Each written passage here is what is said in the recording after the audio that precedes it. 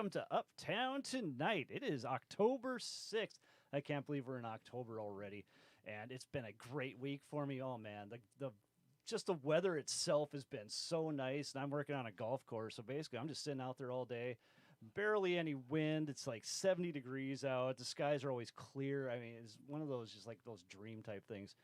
And today has even been even better. My daughter got me all hooked up with some AirPod Pros. Next thing you know, I come in and my blood sport.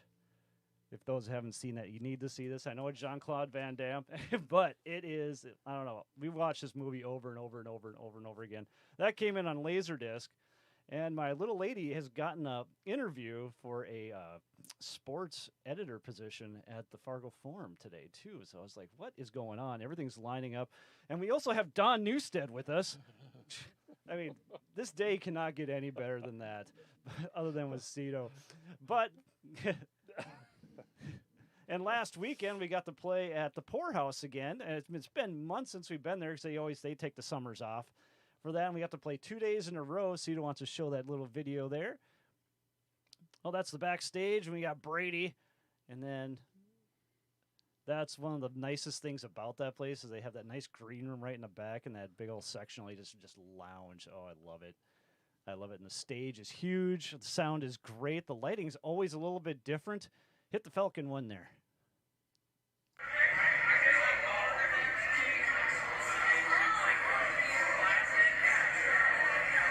Troy does a great job for everybody out there. That was earlier in the day, but that's basically what the stage looked like for us. I mean, it was a great weekend as well. I mean, we were just cranking it out on Saturday, especially. I was really digging it. So, we do have the Don Newstead, somewhat of a legend in the area.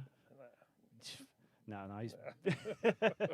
he's being nice here. So can you pull up the mic a little bit more? How's it going, Don? Oh, really good. Really?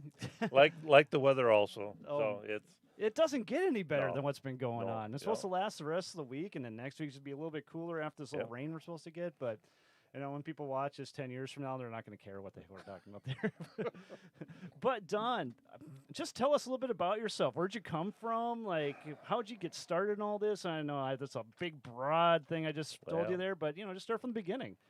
Well, I'm from Jamestown or Williston originally, but Williston, way out west. Yeah, and then my folks moved to Jamestown in '59. In '59, okay. So, how old were you then? Geez, eight. So I got to do the math here now. Oh, that's okay. Anyway, so that was kind of my connection to Marguerites music, and living south of Jamestown on a farm, we always went to town. Oh, of course. Oh, jeez. And we'd always go to Marguerites before she was even at she had a little card shop. That's how she started. Card shop? Yeah, at a records. That's what and then this is getting interesting already. Yeah. But what got you into music in the first place? Well, I always kind of liked drums, and I always bugged my dad about buying a set, and he finally gave in, and we had to take cream money from milking cows. Gotcha. And we went, and I remember I bought a Ludwig 3-piece club kit. Oh, nice. Back in '66, something like that. You still have that kit? No. Oh man, that would be a beauty to have. Yeah, but that was like taking that home was like, man, it was so much fun. And then my sister had a little phonograph player with the speakers that came off. Oh yeah. And I'd put the Rascals on. I remember listening to the Rascals and playing along with the Rascals, and that's kind of how it all started. And then we had a little band in high school, and then so you had some friends that played guitar and sing and all that fun stuff. Well, they were from Jamestown. We were 20 miles south, so I'd have to drive into Jamestown 20 miles. Oh, okay. To practice, and we did like proms and stuff like back when Jimi Hendrix and Cream and all that. See, that's what I always envisioned. And when I went to my first prom, and we walked in there, and the first thing we saw was the DJ, and I was so disappointed. I was so expecting to see a live band, but no, that's very cool. But who got you started and all that, or did you just watch something on TV one day and said, "Me do that"? Well, of course, you watch the Beatles and you think, boy, that's and Paul Revere and the Raiders were the big. Oh, of course, yeah. That they were anyway. So we would I'd watch a lot of that, and just I don't know. It was just you start. A friend of mine in high school, he collected albums, and we just swapped albums back and forth all the time.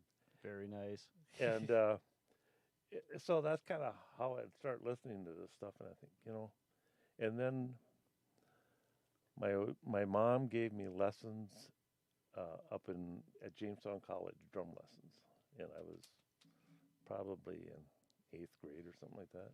Oh, yeah. Okay. So she brought you up to Jamestown College. The Jimmy's there, and Yep, and then. Do you remember who your instructor was? Boy, I don't. It goes back. Oh, that's fine. That's quite a while ago. But I remember his drum set. Isn't that sick? It was he had a Ludwig, like a Beatles set, but okay, so the Black Pearl. Yeah, yep. Oh, nice. Yeah. I don't know. I mean, I should remember his name, shouldn't I? Well, gear's gear. I But completely get that. But the thing that probably changed, got me really excited about it was seeing the Walkers and the Uglies back then, the Unbelievable Uglies. I don't know if they were from Fargo, and that was Winston Kiefer. Which booked Dave Hoffman. That was they played all over. Minneapolis and Fargo. See, this is the history, boys. Yeah. Boys and girls out there. Yeah, this is the good stuff. But it's you see stuff like that, and you remember it from when you were a freshman in high school, And I remember my folks dropped us off at the KC Hall in Jamestown, and we got to go up and see the Uglies, and they had the fluorescent paint you put on your wrist, and then you had to put it under a black light to see it. Oh. So that was the coolest thing ever. Yeah, that was pretty neat. But no, it was so much fun to have that kind of exposure, and we'd see bands from Kansas City, the Flippers. They were huge, and a lot of those guys were from. Well, a lot of them were music majors at KU, and they had horn. They were all horn bands, and kind of like Chase and Blood, Sweat, and Tears and that stuff. Jeez. Yeah, that all came through Jamestown back in those days. Yeah. It was. So, you'd walk in there and there's this double Ludwig drum set, and it was red, white, and blue, and it was used. And I asked Donnie, I said, "Where did this come from?" It was a band out of Minneapolis, Joker's Wild. They were a 3-piece power band, and I just never forgot those drums. They were so cool, Red, white, and blue sparkle. But, oh man, I bet that's worth a mint right now. Yeah. Too. Oh. So and that was kind of it was really and Marguerite was so good to work with as far as going in and buying stuff, and then you didn't have all the money, she'd always kind of float you along, and she influenced a lot of people. Okay, so how did you basically get introduced to Marguerites in the first place? Because now you're playing in a band, you have drums. Yeah. Did you buy these drums from Marguerites? Yep. Okay, so is that the first time or first contact? Yep. And then what's all this about this card thing? So let's start with that. Oh, she had everything on card file, like a recipe card. Okay. And she had boxes and boxes and boxes stacked up. Well, I found stuff that I had completely forgot about, that she had every time she sold something, she put it on this little card file, Okay. and it was. It's amazing. I mean, and she would sit and type it out on a typewriter and put it in this little file, and Just kept everything really yeah, organized. and she'd keep it. Well, we charged this, and he paid this, and it was kind of her own little. It wasn't a computer. Oh wow! So it'd be like almost old timey old west, Yeah. like general store. Yeah. That is awesome. I before I forget though, I got one. I was reading this article about Santana when they played at Woodstock. Yep. Do you remember seeing that marine or that it was the Champagne Sparkle drum set that he played?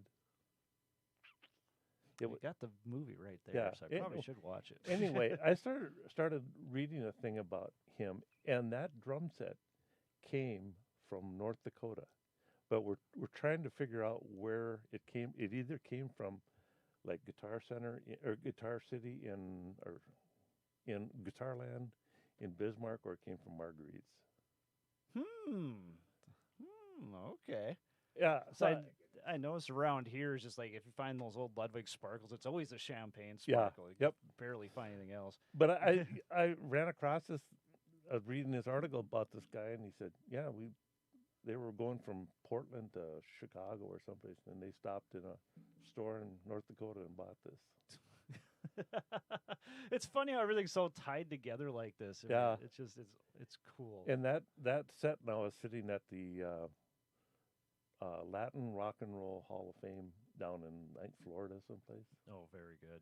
But it'd be Interesting fun to spot. research the serial numbers and see, because the only people would know would be Donnie, which is Marguerite's son, and Marguerite, which they're both gone. So I'd be tempted to get a hold of Ludwig and get a hold of those numbers somehow and see what the history on it. Yeah, exactly. Because I know that's what I was. Have you been to the new drum store in town? Yep. Yep. The Drummer's Journey. Yeah, they're great. I just it's so nice to Yeah. have those guys here. It's just it's really nice. Oh, yeah, it's a candy store. Yeah. Oh, I love that. It's back from Rit Drums that used to be around. That was the other drum store. And then it Yeah. was Marguerites, and Marguerites can get spoiled and all that stuff. Yeah. But since Marguerite's been gone for a while now, yeah. And then that came in. But what, God, I'm trying to remember the name. They had that one drum set in there that I think it was a DW. That was some famous drummer played on or was theirs.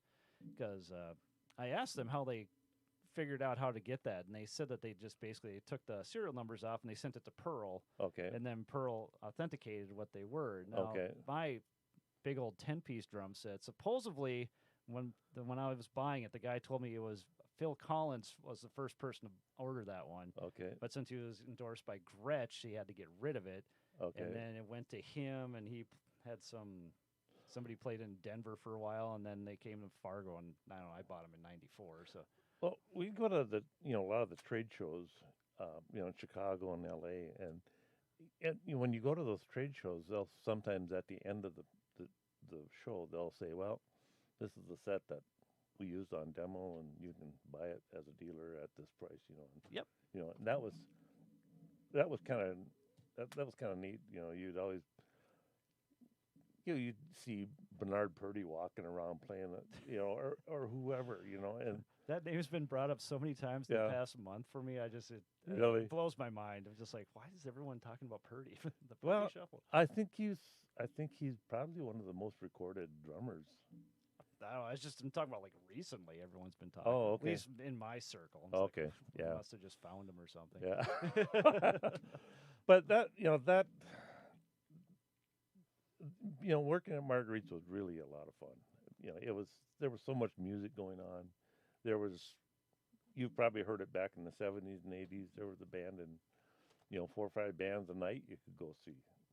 Yeah, exactly. That's really, I know it's a pipe dream and it's probably never going to happen, but that's basically a reason for this podcast again, Yeah. is to try to build that base up, because we can't think of this as a scarcity of stages. We got to think of scarcity of actual fans out there. So Yeah. we're trying to build a fan base up to get these Yeah. shows going again, just like you Yeah. guys talk about. You play 5 days a week. Oh, we And play. there's- I play 6 nights a Yes. week and work at Marguerites 6 days.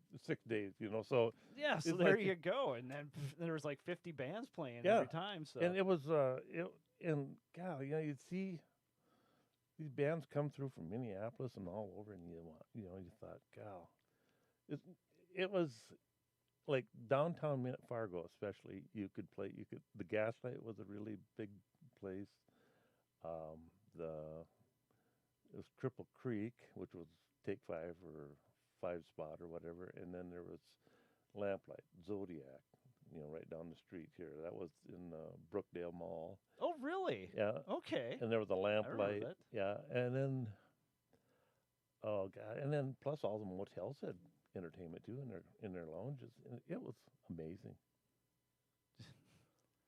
It sounds like going to Austin 6th Street. Yeah, yeah. That's what it sounds like to yeah. me, at least. That's what I envision. Yeah. Have you ever been there? Or 6th Street? yeah. Oh, yeah. Okay. Oh, yeah, I know the Kellers. Okay. Very, all right. very well, because I found the Dean thing there. So I'm just Okay. like, oh, man, you know Dean. Awesome. Awesome. We can talk about that, too. Yeah, that's amazing story there.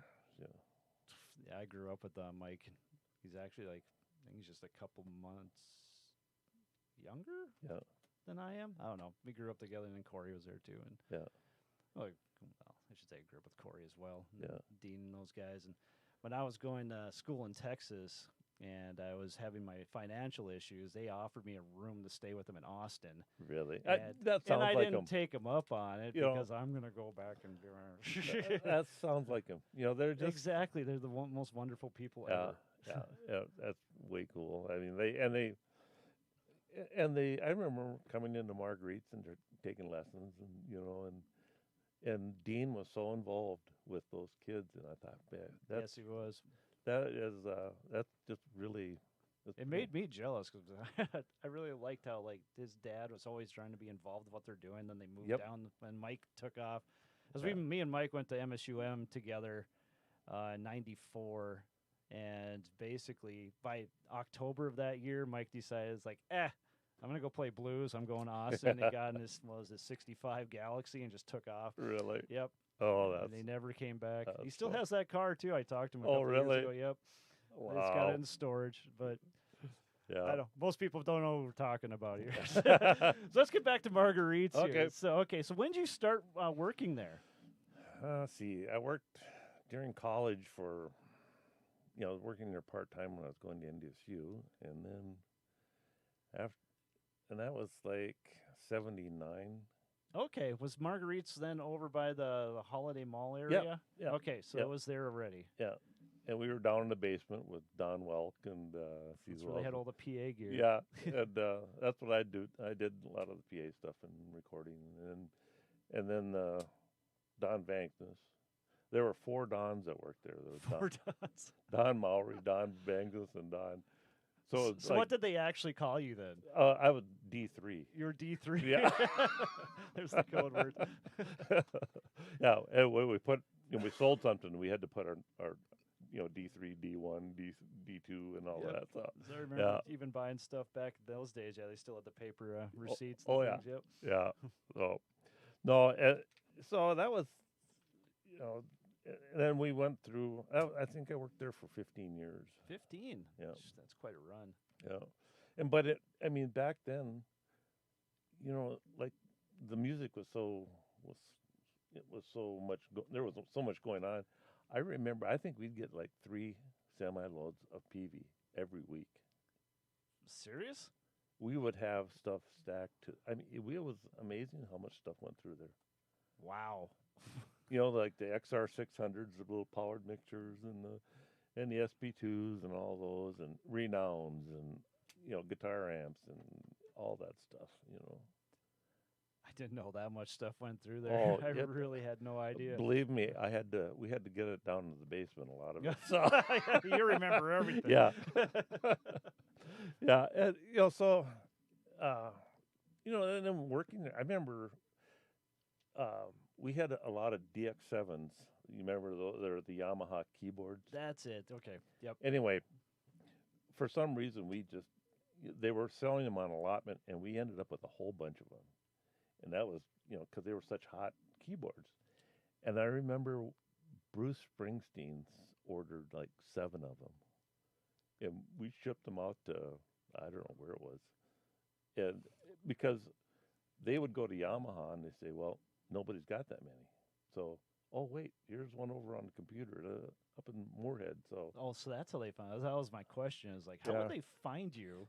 Back in those days, especially without the internet. Yeah. So and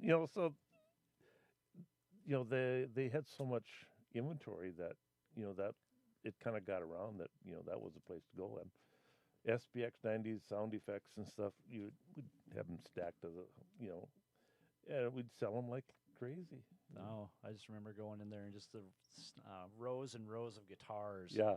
And then you'd have the drum section that had just every toy you can possibly think of in there.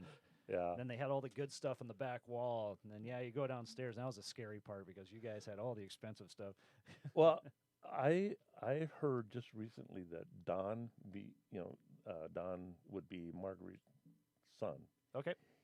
He sold Getty's first Ampeg rig to him. From Rush? Yeah. Really?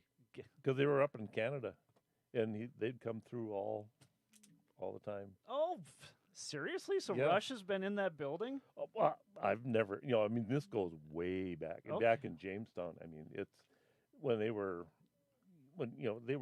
traveling, and I think they came out of Winnipeg or someplace like that. That would make sense. Yeah, and he was, it was Canada.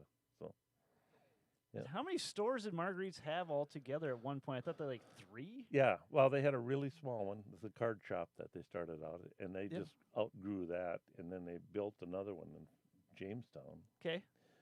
And then I think it was about 1980 they opened the one in Moorhead, and at that time, well, I think they kept the one in Jamestown open for a little bit, and then they just moved everything to Moorhead. Okay. Didn't they have something in South Dakota too, or am I thinking this wrong? No. Okay.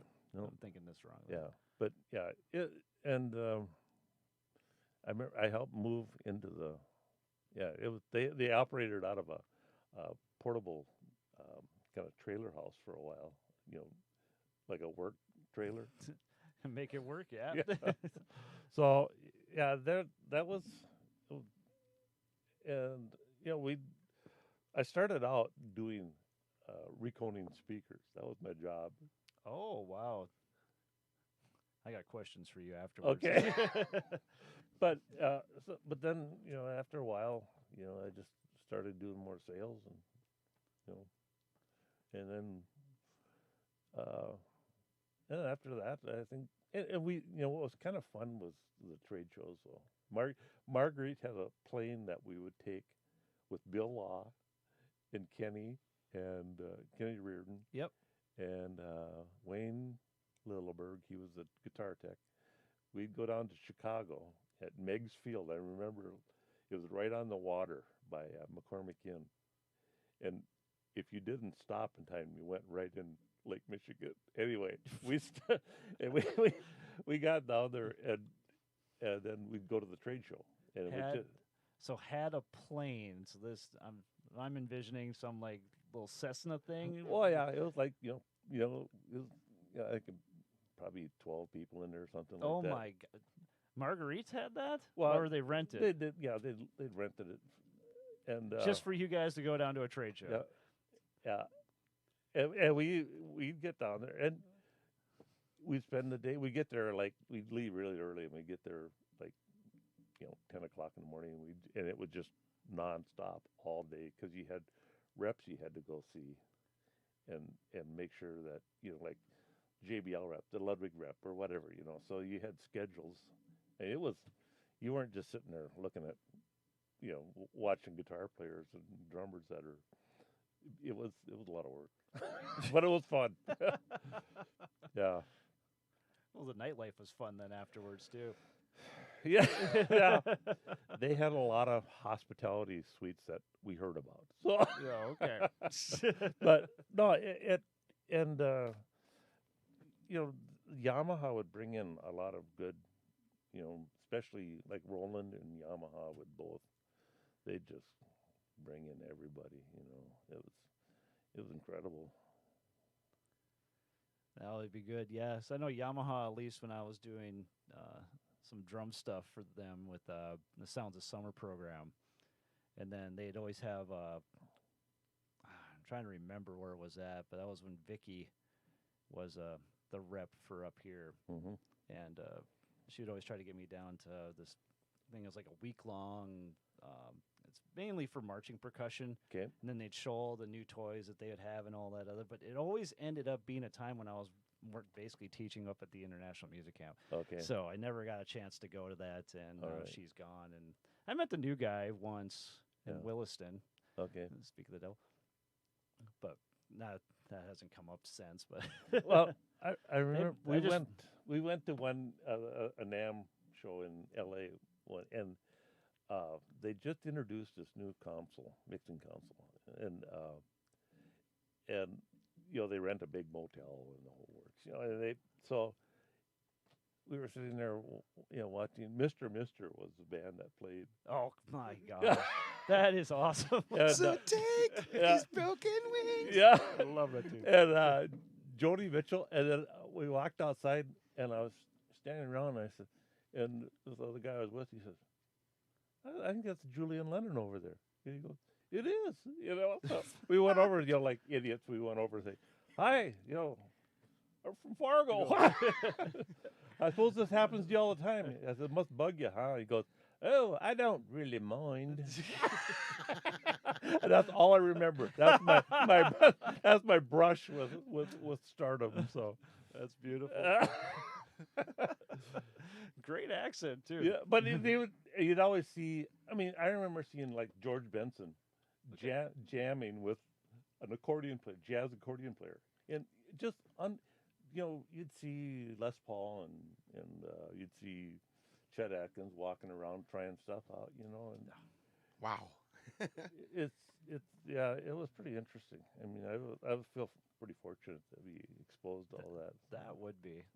Now, going to L.A., did you guys get to take a private plane again? No, we rode. We rode regular coach. But Oh, okay. yeah, but it was still a lot of fun. I Yeah. mean, just and it got to be. You had a 3 or 4 day schedule that you had to schedule meetings with everybody to, because if you knew Marguerite, she was all business, That's all I remember because she seems very hands on. Because Yeah. she's always in the store, always walking around, and Yep. we were punk kids, so we'd always just want to grab a guitar and go into those sound rooms in the back. Yeah. But she was always there. So Yeah. can you just talk about Marguerite a little bit? Well, she was a one of a kind. Because how did she even get into this type of business? Her son Donnie had a band called the Walkers. That was one of the first bands I saw too. They played proms and stuff like that around Jamestown. Well, Okay. he'd buy a guitar, and then somebody'd come in. Oh, I kind of like that. He'd sell it, and then he'd buy another one, and he'd sell it. And she just kept on putting money back into the inventory, to the point where, I mean, you'd get into that card shop and you could just barely squeeze through the aisles. It was just full. Nice. And so then they built a bigger place, and then it seemed like there was a bigger market in Fargo, so they moved everything down to, but I think she had some motels that she owned and real estate around, and so this was kind of her fun, her fun business, but you still had to. Well, she had motels too? Mm-hmm. Oh, I did not know that. Yeah, she's part owner of a motel, and she had real estate, and It's very diverse. Yeah. Good. Multiple streams. That's very. But I did not know that. she, you'd always stayed on her good side, because Yeah, I can about imagine. I remember going down to Sisters in South Dakota. Her and we drove down in their Suburban, and we were going to repossess PA gear down there. Oh. And it was her and I and the sheriff, and we were going through fences, but we came back with the gear, and so, she was shrewd, but she was really honest. Really, she'd always give you a break, it seems like. So I was good at heart. Yeah. Yep. Yeah. But she knew where her limits were. Yes. And then if you, then when she had the record store, she had a record store and a card shop, and then the instruments were downstairs. Well, she'd check guys stealing records underneath their jackets, so she'd always come over and pat you on the stomach. He said sometimes records would fall out. So, Oh, wow. So Couldn't imagine trying to pull that off. So But then again, we're in North Dakota, so but she'd still, she'd still do that even, before she passed away. She'd always come up, she'd check on the. There was no records in the place, but that was pretty kind of her ongoing thing. But yeah, it was fun to be around. And then working with Bill, that was fun too. Oh, yeah, because I found that picture of, let's get into your photos here. So there you are with Dean Keller. We were talking about them earlier. So I made sure that one got up there. Okay. Dean's a little blurry, but he doesn't really move that fast. Yeah.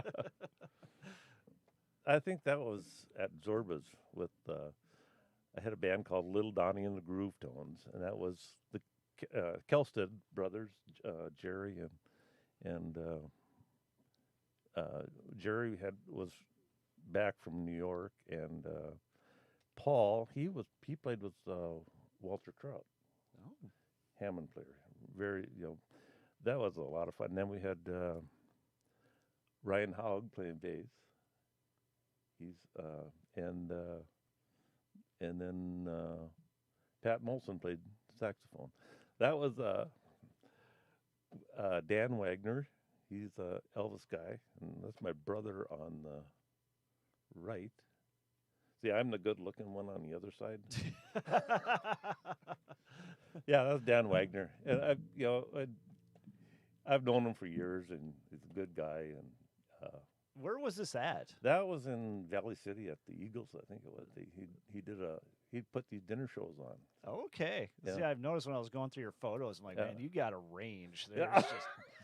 just all these people and folks. Yeah, that is the misadventures. That is, let's see, that's Jeff Johnson on the left. He and I are building a garage right now together. And then, excellent. And So that's where you're talking about the soundproofing? Or? yeah. Gotcha. And then, see, that's Chuck Krabanoff on the right, me in the middle, and then he's from Fertile. He's from Four Wheel Drive? Yeah. Yeah, I recognize him. I've just drawn I a can't blank. remember his name, though. I just drawn a blank. God, I know his name, too. I remember him. Yeah, I think he grew up out in California, and he was telling me that the Beach Boys lived right down the block from him. He'd go over and watch them practice. Oh, my gosh. Wow. It's such a small world. Yeah. It is. I'm noticing this matching coordinated thing you got going on here. That was, Very band-like. Oh, yes. But the star of the show here is definitely that nice little champagne sparkle Ludwig hanging out in the back there. Yeah. Yeah, Is that your gigging rig? Or? Well, no, I actually went to a Rogers.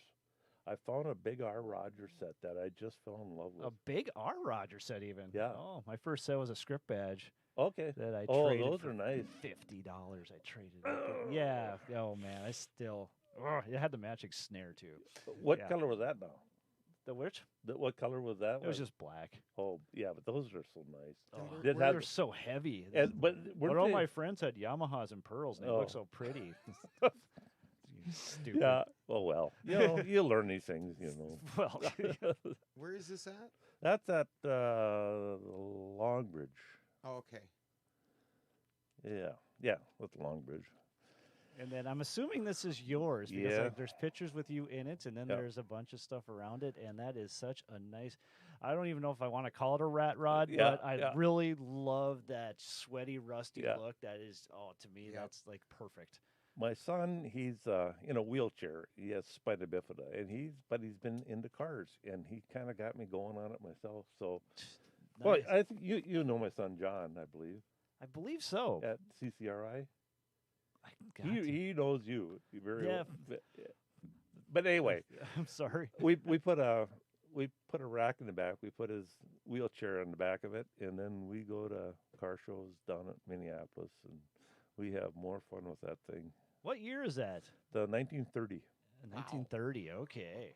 and What do you got under the hood there? just the 305. But That's good enough. yeah, when I got it, it was just a body and a frame, and then we put the motor and transmission in, and You had to build up from there. Is Yeah. it automatic or yeah, manual? automatic. so, Automatic. yeah. Okay. We'll let you. Get Yeah, on with that. no, we have a lot of fun with that. So That looks a lot of fun.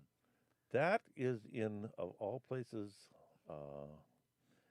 it's in Michigan, Northern Peninsula. We played at a I played with this band from Minneapolis. They're called Darling and the Boys, but it was it was a casino up there that we played for the weekend, and they're just a great group of people. And I remember it was really cold. We drove up. We got everything in this little van, and I remember going up there. The banjo kept hitting me in the back of the head. We don't know what you that's know like. you know those stories. You know. Okay, this is interesting that just popped in here. We got a question. Johnny Rocket writes, "Hi everyone, I'm Don's son, John." Newstead, yeah. Oh, John Wade. Wade was my bus driver. in Okay, grade that's school. where I was going back to. That was so long ago. You he were a always bus wanted driver? to, yeah, for just a few months, but I remember I'm this. calling you Otto. He- From He always wanted to play Hanson. I'm calling you out. I'm gonna pull the Otto one out. That's you. He always wanted me to play this Hanson tape on the bus, and I finally did. And the hate I got from the rest of the bus was pretty intense, but he was having a blast back there, just singing along. It was great. That's a great song. Was that Bop or whatever it was? Yeah, I think so. That's awesome. Yeah. Sorry to interrupt that picture, but I saw that comment couple. I was like, "What? Wade, the bus driver?" All right. Yes, it was. Back to the pictures. And now back to the pictures. Yeah, that was about 3 years ago, I believe. Oh, sorry. That is in. Is that you back there? Yep. Playing on the That is snare in- drum, covered up and stuff. Viva Las Vegas, and that is an amazing venue. They have once a year.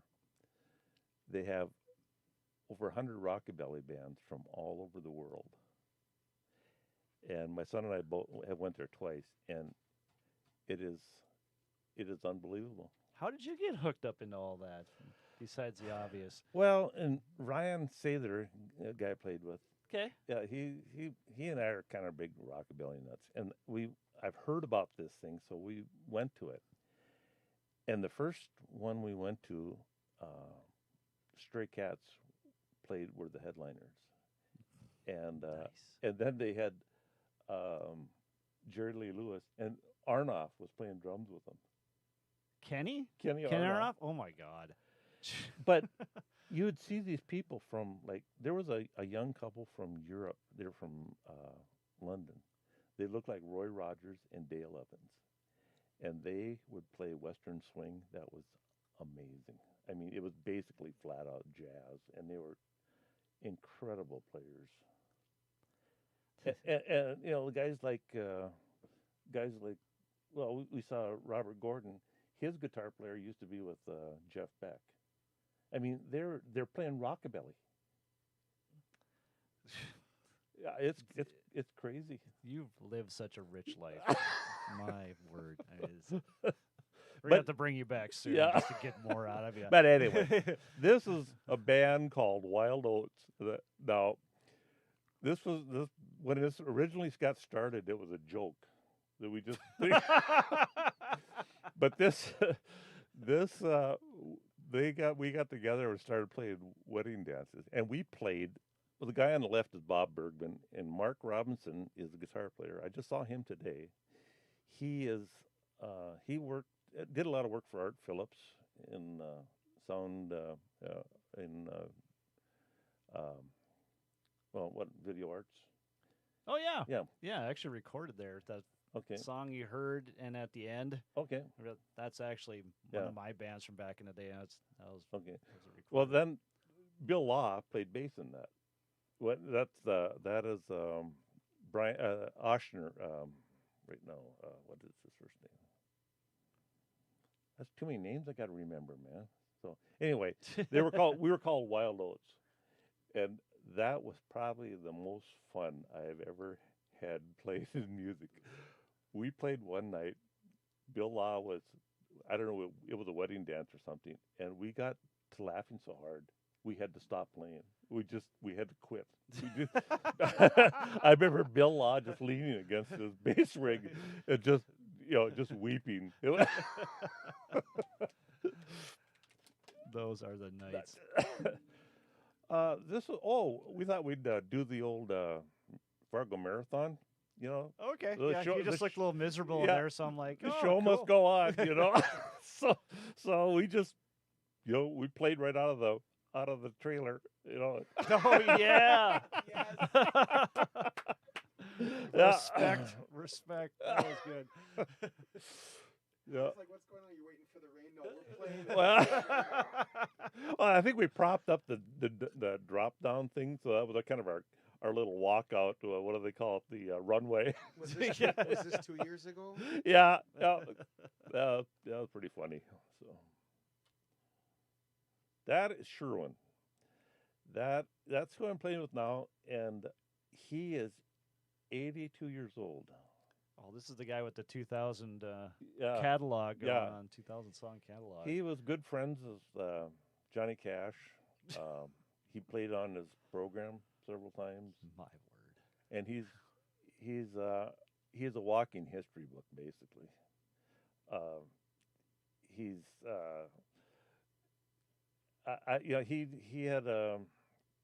had a number one song back in the '60s, and he's played everywhere, Vegas. What's his name? Sherwin Linton. Linton. Yeah. Yeah. And he and his wife, they do. It's all kind of rockabilly Johnny Cash stuff, and it is so much fun. All rockabilly's fun. Oh Yeah. So, and that is at RFD TV. They're recording for what is it? RFD TV. It's a rural farm television. Okay. Yeah, and it's out of Pipestone, Minnesota. Oh, okay. Yeah. So, and it's a cool place. It's an old theater, and you go back and you look at it, pictures of people that have played there, and it's pretty fascinating. That's amazing. It's north of Minneapolis, but and it's really old, but it's got a lot of character. Well, that's what makes them fun. Yeah. I found him right away. Yeah. Yeah, he's famous. And Yeah. But he and his wife are just are so much, and the guys that the steel player and the piano player, the piano player is Norton Llewellyn.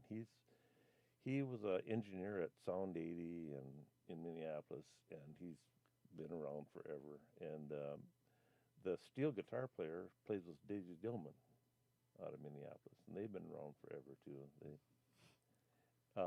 But yeah, So much. it's and he had, when I first started playing with them, Pete from that used to play with Cadillac. They were, he was with Bobby V's band back in the day. Played upright bass with the V's and those Nice. guys. Yeah, so yeah, it's a lot of fun just hanging around them, and I go along for the ride, kind of. Well, how these paths cross then? How'd you end up playing with them? Well, that I was playing with Merrill Pepcorn. That's the Radio All Stars. Okay. There's that darn Bill Law on Yep. the right. Yeah. And that's Smokey. He was with a band back many years ago called Skunk Hollow. They used to play at the Zodiac down the street here. And they were that, and Paulette Carlson from Highway 101, he played with her for quite a while. And then Lloyd Larson, of course, and Merrill. The fiddle player. Yep. Yeah. So that's a pretty fun. That's an enjoyable group too. Okay, that's the drum See? set. There's that Champagne Sparkle. Yep.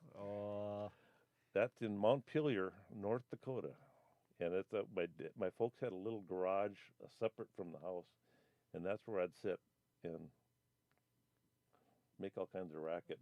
Yep. So no, it's beauty. Who's in the picture? that's my nephew. Okay. He's a teacher at Mary College now. Oh, good. Yeah, and that was. I think Moses was in short pants back then. It was. It goes back a long ways.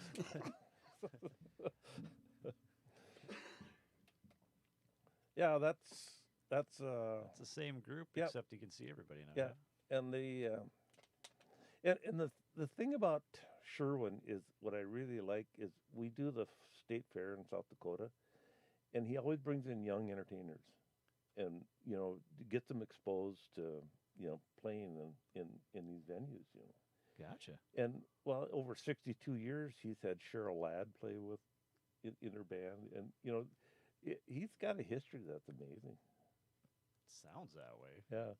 So, and the guitar, that's Norton Llewellyn on the left side. That's he's done a lot of engineering for. Actually, he recorded a band called. They were out of Minneapolis. They were called Doug Maynard Band, and a lot of the Lamont Cranston went through that band, and a lot of he recorded Tiny Tim's second album. Tiptoe Through the Tulips and all this, So, yeah, he's interesting too. But I think that was in a theater someplace. I can't remember. Yeah, that's a whole another story there. That Yeah, I couldn't tell what was going on here. That is that's Bob Becker. Now, when Bob Becker and Bobby V, when Buddy Holly died, Yep. Those two, Bobby V filled in, because they had the plane crash. Yep. And then Bob Becker was also the second band up. Oh, Because they were okay. local more. Yeah. Yeah. And they had, and so this was a tribute to Buddy Holly. And I don't know, 5-6 years ago, and that was at the Fargo Theater, and that is there's a ton of history there too. They had the guy that booked, I think they had the Big Bopper, they had Buddy Holly, Richie Valens, and there's 4 bands. And I think it was like $1,500 for all 4 of them. To hire them. Really? Yeah. Wow. Okay. But it was really interesting to listen to the guys that promoted that back then and what they were, what they went through. They had national radio stations calling Fargo because they heard about this accident and they were wondering what was going on up there. And it was Waylon Jennings showed up because he was in the band, and stuff like that I didn't realize. He fired Bob Dylan. Put that on your resume. Yeah. No kidding. I fired Bob Dylan. He was playing piano with them back in I suppose it was late 50s, and they were playing at the Crystal Ballroom, and they played Friday night. and they got done, and Bob was talking to the manager and says, "Well, what do you think?" "Yeah, it's pretty good, except you got to get rid of that piano player." He says, "He's terrible." It was Bob. It was Bob Dylan. Oh. Well, it all worked out. Yeah, it I guess did. so. Yeah. Yeah, it did. I That- do like that Rusk. Yeah, that was that's this Dolly. She's friends of Steve Warner. She wanted to go for a ride, so we hopped in and went around the block, and they perform a lot of nursing homes, and it's just it's pretty neat. I mean, he does a lot of nursing homes all over, and he says he was telling me this, how people through music their lives just light up. I've done that. Yeah. When I had the acoustic show, we did nursing homes. We did a couple, and we actually liked it because the people are really enjoying it, like, and they were Yeah. listening and like just Yeah. appreciated it. Yeah, it's and you can't. I don't know. I think that's, and he's busy. Steve's playing all the time. So, and that's Nice. really nice to see. What is that? That's That's like okay. a cocktail kit. Yes. Kind of. Yeah, that's an old Ludwig cocktail kit, and I bought it for I don't know, little or nothing, but Oh, it's like the kick, but it's upright. yeah, Yeah, so I was telling you about these. yeah. But I got my pickup stolen about 3-4 years ago, and all that was in the back, Oh, was it? And it's it- gone? and it's all gone. Ah, It was, and it was, thieves. yeah. But anyway, so I've gone to Minneapolis and pawn shops and music stores. You see a freaky looking, It looks because like a it's fort on it. odd. It's odd, So, but yeah, that was with the rockabilly thing. We used to use that all the time. It's kind of fun. I'm toying with the ideas when we do acoustic stuff that maybe I can get a Yeah. cocktail kit back there. 'Cause right now I'm just playing the cajon. Yeah. Well, But- what is it? Steve Jordan, the guy that's playing with the Rolling Stones now. Yep. Yeah, he had that special cocktail kit that he. Oh, really? Yeah. I did not know that. Yeah. Yeah. No, I just thought that'd be kind of neat. And then we're Okay. back to Dino. All right. Well, we got to get to Cito here with this weekly report. But first, I'm going to tease this. We had a story about a clown and a certain someone at Marguerites, and we need to hear this in full detail. So we're going to hold on that. Cito, what's going on this weekend? I'm thinking of clowns now. Thank you, Wade.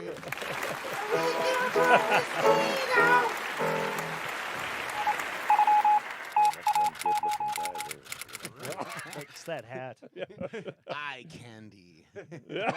And now the beard's gone. And I the know. hair's gone. So, all right. Hey, everyone. This is Cito here at the Uptown Report. We got the Windbreak. Slamobama's out on Thursday night. And then make sure you check our band out on Friday night. We're back out there, and we'll be rocking it out. Slamobama will be back on Saturday, which means on Friday they'll be playing at the Poorhouse on Grand Forks. We'll get there. Yes. Fargo Theater, the Bee Gees Gold. That must be a cover band It or is like a Bee tribute. Gees tribute band. Yeah. Couldn't figure okay. that.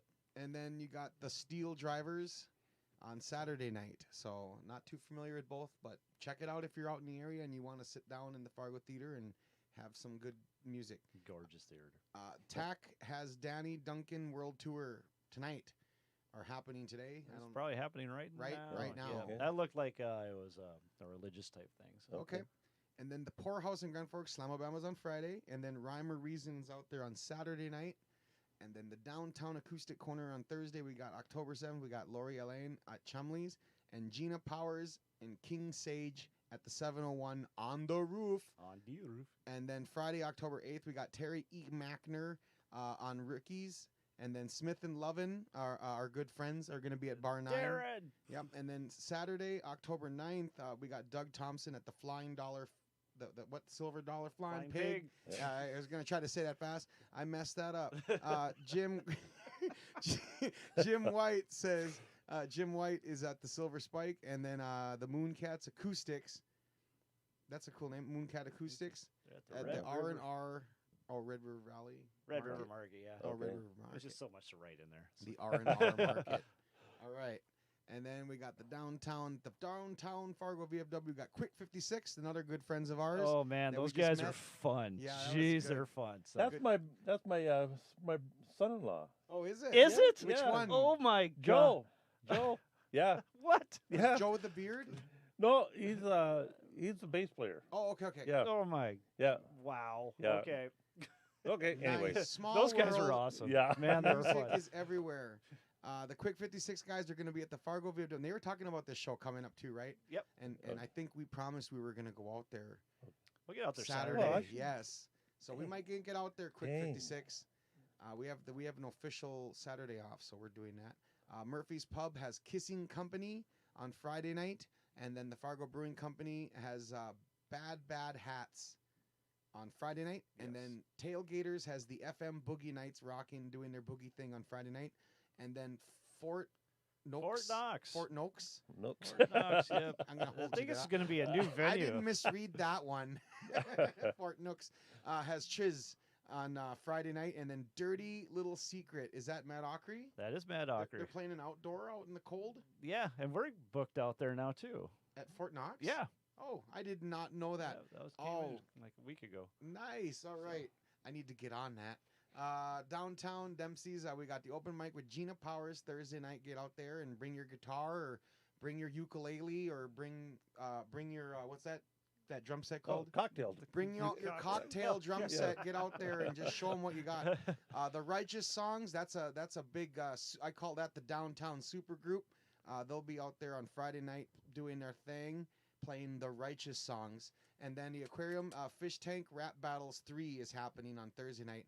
Off with their heads, Canadian Rifle. They have the greatest names to go Canadian to the Rifle. aquarium. The I greatest thought name. at first when I was reading it was a Canadian raffle. Yeah. Rifle. All right.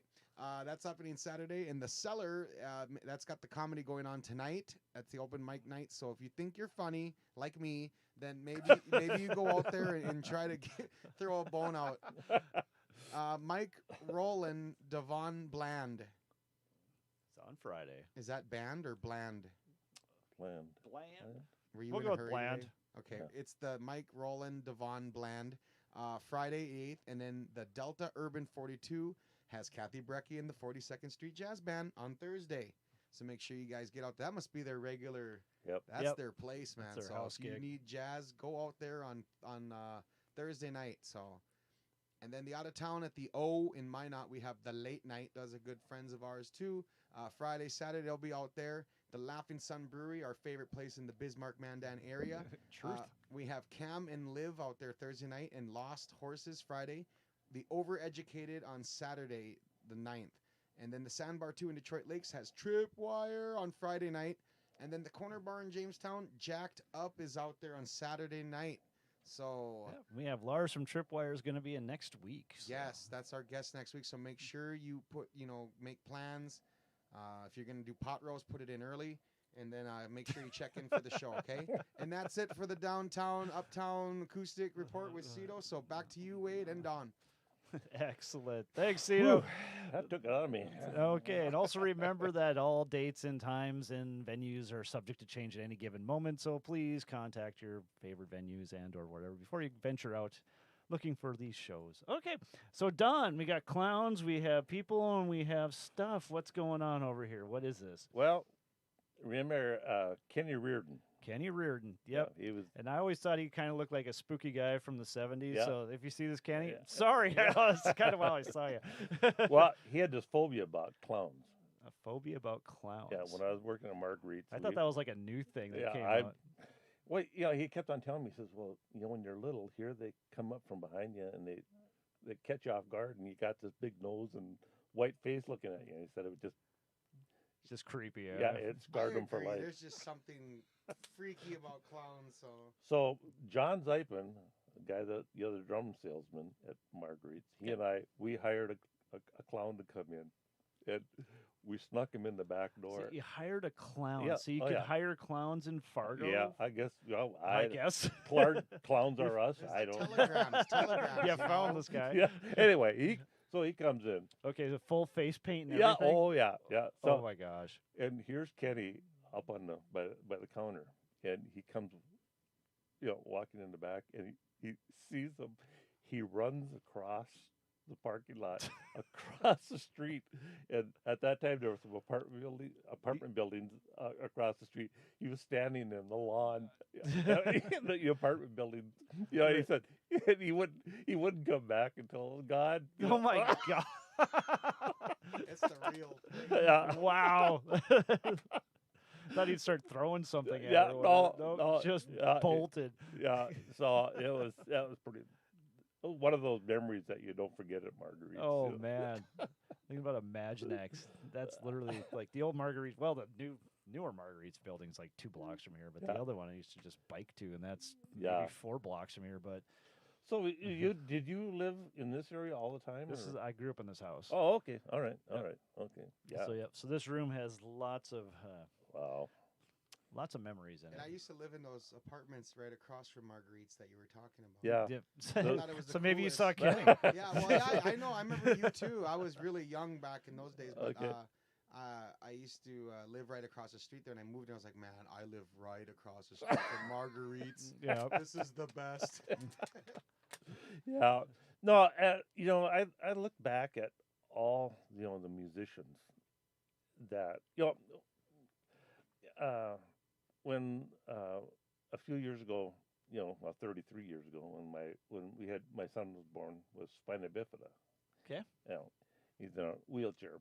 Yep. And then about three weeks later, my wife dies from an aneurysm out of the blue.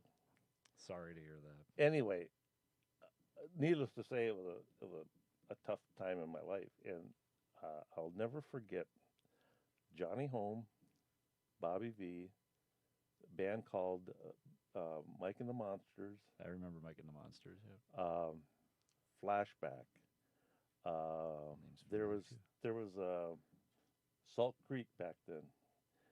They put a benefit together for for John and I, and they had it at the motel right down the street from here. And I just never forgot that. I just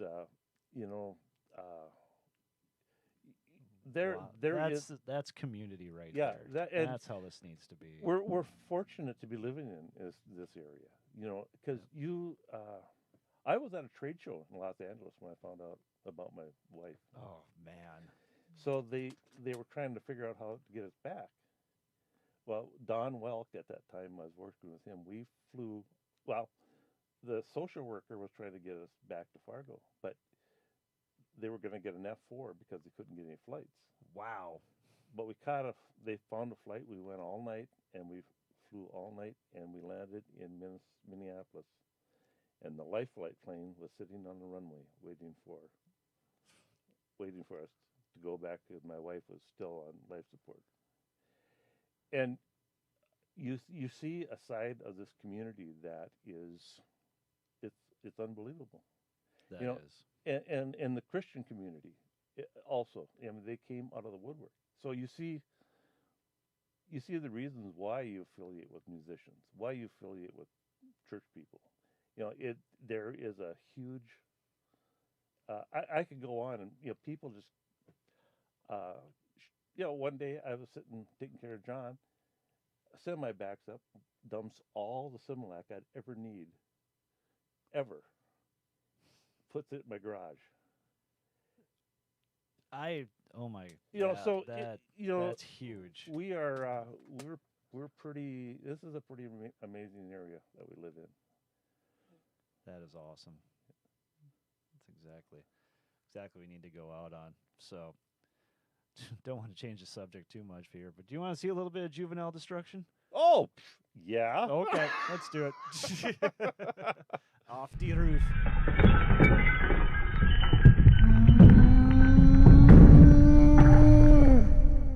Go.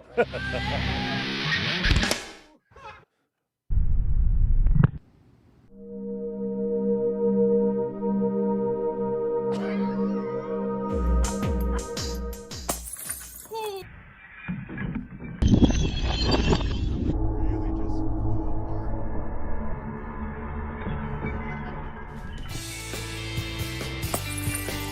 So what are the neighbors? Wade World.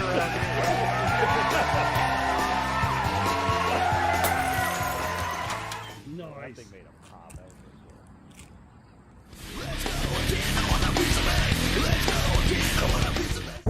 That was perfect aim too. You're hired.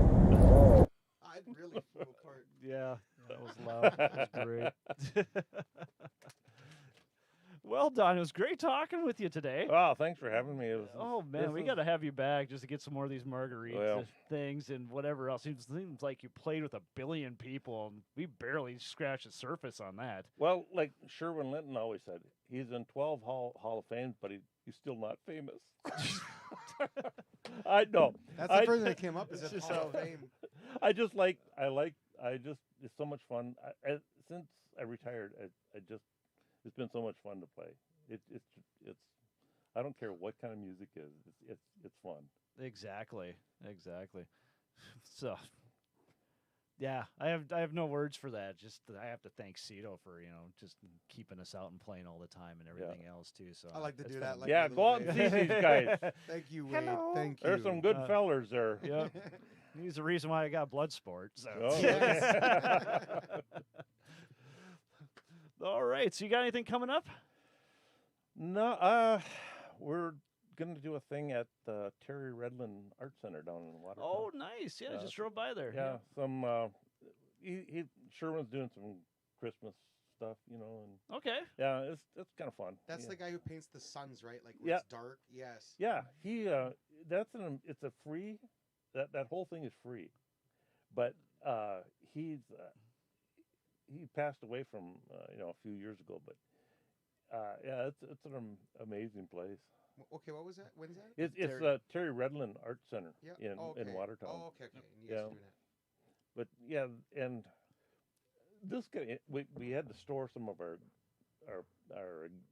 cases in this back room, and we went into this room, and it was full of like pictures that he always took pictures of landscape and stuff. Okay. But he'd put the landscape in, but he didn't have the subject matter in yet. And it was all climate controlled, so it's kind of weird because you walked in. Oh, it's a bunch of like unfinished Stuff. Oh, yeah. wow. That'd be kind of ghostly, yeah. Yeah, and it talked about, he was a pretty interesting guy. Some of my favorite paintings I've seen. I always see them up. Yeah. Yeah, they're like people got them in their houses. Yeah. So we're playing down there, and then let's see. I got to play in Minneapolis here in a couple weeks. Oh, I just play in Minneapolis. But yeah, it's. I just recently been playing down there, and we played at the Caboose. You remember that place? I played the Caboose Oh. once, yep. I mean that green room, if that could talk. Oh my gosh. Yeah. That's I that's all I'm saw gonna say. James Brown there. Did you? Yeah. James at the Caboose. Yeah, at the Caboose. That's beautiful. And I think I was probably the only white guy in the whole. And I don't know why I remember this, but Bonnie Raitt's brother was running sound for him. Because I think he The did. things you remember, yes. Yeah, because he kind of ran sound for that. He was kind of the house engineer down there. Okay. Yeah. So, but yeah, that's an interesting place. What? How long ago did you play there? Oh, that would have been 99, Okay. 2000, something like Yeah. that, yeah. Yeah, and they haven't done a thing with that place. No, I wouldn't imagine. No. It was that we played that in the 7th Street entry. And Okay. That green room too. That's kind of a dungeon No, area. is that part of the? First Ave? Yeah. Oh, okay. Yep. I've never been in there, but yeah. No, all I can say is that I had an SP4 was my monitor, and that sound engineer was not afraid to use it. Oh. So that's all I'm going to say about that place. It was a lot of fun, though. That was one of my favorite shows I've ever played, and that was just because it was just circumstance. Yeah. We were there on a Tuesday night till a new band night. Their rules were whoever gets there first gets to go on last. So we got there like 2 p.m. and just camped. And Pearl Jam was playing across the street at the Target Center. So right when we got on, and we had a couple of my friends were up there too. So one was playing some keyboards, and the other guy was doing like auxiliary percussion stuff. Yep. He had some congas and crap going on. And right when we got on, the spillover just came out of the Pearl Jam thing. So all these guys were all ignited already by that, and we were good doing this grief. hippie stuff, and I mean, it was just electric the entire time. It was really cool. God. Cool. So that'd be really hard to replicate. We'll just Well, say that. We went into that restaurant next to it. Yep. And they have the guy that works there. He's done photos of all.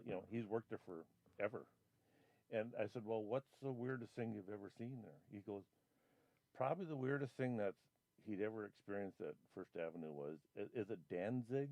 Oh, Danzig, yeah. Yeah. Glenn. Yeah. Anyway, they played there, and they said they brought in enough pyrotechniques for us on an auditorium, and they used it in there. And he said they hit the first note, and it was so loud, and the effects went off. It took all the bar, the bottles in the bar in the back of the club, all of them Shattered. Oh Oh my God. He said that was probably Oh my the word. most memorable. Wow. Put that in the record. Yeah. books. Was it Man o' War was the ones at the loudest concert? Loudest really? concert ever. Yeah, they made people's ears bleed. Yeah. Oh, But I'm sure that guy's got some stories. Whoa, Oh. oh man. But have you been down to like Dakota? The Dakota Club, that jazz club down there. There's Oh yeah, I was They- telling Cito about that. yeah, A couple. God, there's- This week or last week, yeah. they were there's a lot of neat. We saw Booker T and the MGs down there, and and just Tower of Power. Oh, TOP. Yeah, in that setting too, it'd be so intimate. Yeah. You're literally like 10 feet away from the stage, no matter where you sit. Yeah, I didn't go to I hadn't seen them or anything. I've never have seen them, but Oh, I can't imagine where they would all fit. that's very true too. There's not much of a stage there, Yeah. but I'd highly suggest anytime there's somebody playing at Dakota Club, just go. Oh yeah, Because they're yeah. top notch. They're just amazing musicians that go through there. We did a thing at Crooners, it's called. Crooners, yeah, I've heard of that. Yeah, that's a jazz place, and it's northern Minneapolis. We did a Johnny Cash tribute thing. Anyway, Cool. Anyway, and that is pretty neat. Really good food too, and they have the guy that owns it has like a Sinatra band, big band. Nice. And So they have someone out that kind of does the Sinatra song, Yeah. or Sinatra singing then? yeah, and this is kind of interesting, but yeah, they kind of rotate, bands. They'll have a band in the afternoon, then they'll have another one, like 7 o'clock, and then they'll have another one at 9 or whatever. But it's Beautiful. it's pretty neat place. The young guy owns it, and they do a nice job. Just gets it. Yeah.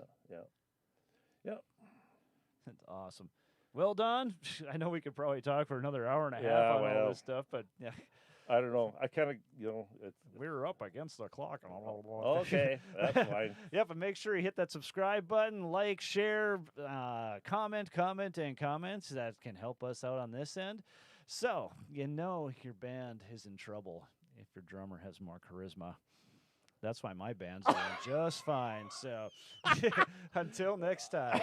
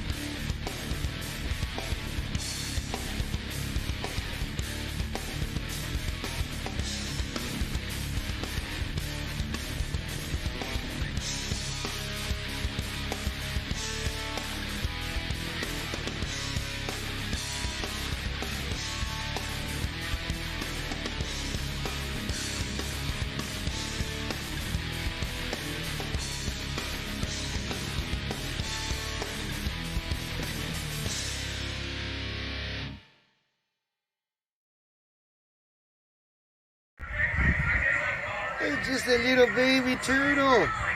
Look at him go. We're getting fresh rain out here at the Zorbas. And look at him go, little baby.